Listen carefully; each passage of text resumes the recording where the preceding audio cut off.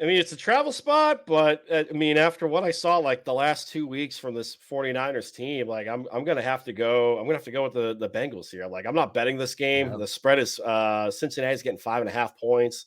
So they're the dog here. I think the over under last time I looked was 45 and a half. But no, I'm gonna go with the Bengals here just because of the fact of the bye week came just at the right time. I mean, just before the bye, you started seeing Joe Burrow look a little bit more like himself. The Seahawks kind of screwed that game away, in my opinion, but it looked like old Joe Burrow the week prior to that against the Cardinals.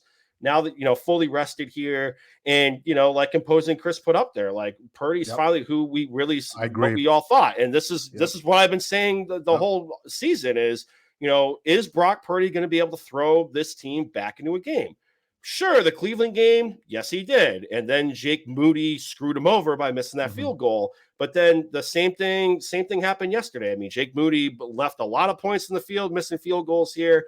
And then he had Purdy had two really brutal interceptions. I mean, Yeah. one with 5 minutes to go, one with like a minute and a half, 2 minutes to go, when it was only a 5 point lead. And say what you want about the Vikings. I mean, the defense Mhm. isn't world beaters, but the defense is light years better than what it was last year.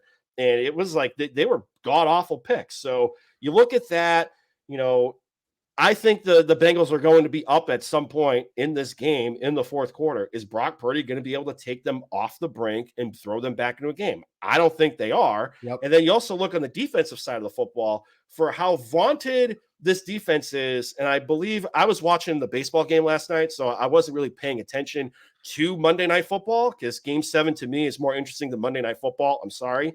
But Fred Warner, I think, went down with an injury. So I'm not sure if he's going to be available on Sunday. And then you couple that with the fact that I think the 49ers have like one of the lowest sack rates in the league through Yeah. 7 weeks so far. I mean, the only teams worse than them are Houston, Jacksonville, the Giants, and the Rams, and at a 4.9% sack rate. For how vaunted this defense is, there's a lot of questions here. And Lou Amarillo is going to be able to get after his ass and come up with some dynamic defenses and blitzes to get after Purdy. And there's a lot of talk about Christian McCaffrey being the MVP of this team, but I mean, Trent Williams wasn't playing last night. Debo Samuel wasn't Mhm. playing last night, and this offense looked pretty pedestrian when Brian Yep. Flores took away Christian McCaffrey from the game plan. So Yeah. if I'm betting this, I'm laying it with Cincinnati. Yeah, I'm taking the Bengals too, and mostly because of this Brock Purdy conversation that we're having. I think Brock Purdy, when the season started, 5 games in, they're rolling, they're 5-0, they're looking amazing. They got the Avengers of football, as I dubbed the San Francisco 49ers, out there just steamrolling everybody, right? They're looking really good. And I started believing the hype that Brock Purdy was special. And what I mean by special is, same thing in the beginning of Tom Brady's career. I'm not saying he's Tom Brady. What I'm trying to say is I was able to see past all hey, he's a system quarterback. He's a guy that's a product of the system. He won't do anything anywhere else. And I was starting to buy the fact that maybe, just maybe, Brock Purdy was something special. However, the last 2 weeks, he had prime opportunities, whether it was down against the Cleveland Browns. And yes, he got him into field goal range and they missed the field goal. I get that. It's totally fine.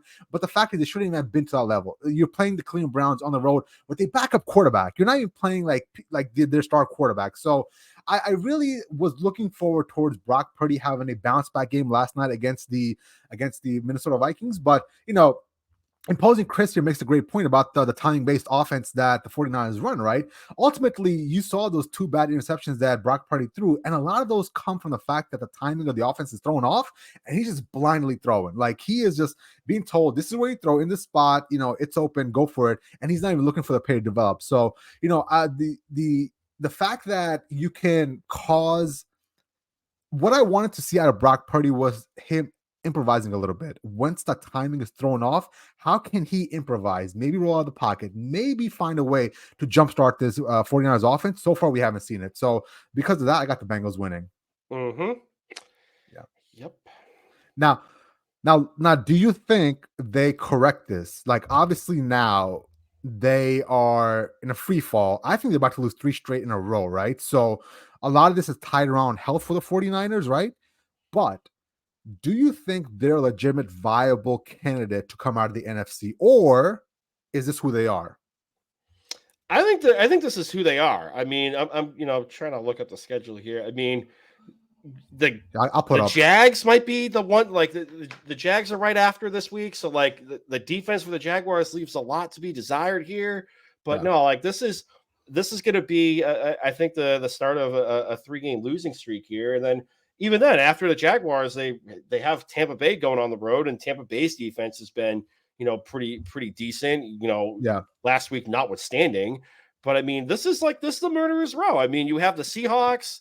What is that, like a bye week in between? So they got back to Seahawks bye week, then Seahawks again. Yeah. So that's not going to be easy here. I mean, the only air quote layups here are Ravens. Jacksonville. Holy crap! Commanders. The Commies, like yeah. The Rams, maybe.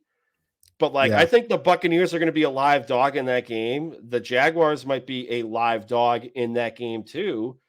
No, here's a crazy take, and I'm gonna disagree with imposing Chris here because I think there's a small chance the Seahawks can win this division. I know everybody's written it off as the 49ers are gonna win this division. The 49ers are gonna come out of the NFC. There's a chance the Seattle Seahawks could end up winning this division because at this moment, I believe they're playing a more not a better brand of football. So I want to quote this properly. They're playing a more fundamentally sound brand of football where like the 49ers, if they get hurt, it's over. Like, all right, well, Brock Purdy obviously can't do anything with these guys, but I think with the Seahawks, they can weather a couple of injuries here and there and still keep on ticking. Well, here's the thing though, too. Like if it wasn't for god awful red zone play against Cincinnati last week, the Seahawks would probably be like a 5-game winning streak. So I like Seattle to potentially win this division. I mean, Imposing Chris also said too. Imposing Chris has been on fire in the That's Pro my guy right Radio there. Chris, you my guy. That's what we're calling the chat section here. Kind of stealing that from the Cover 3 podcast. Shout out to the Cover 3 pod. But I mean, if it's just going to be heavy blitzing, and that's going to be the cheat code, especially with no Trent Williams there, I mean, good luck to you, man. Like.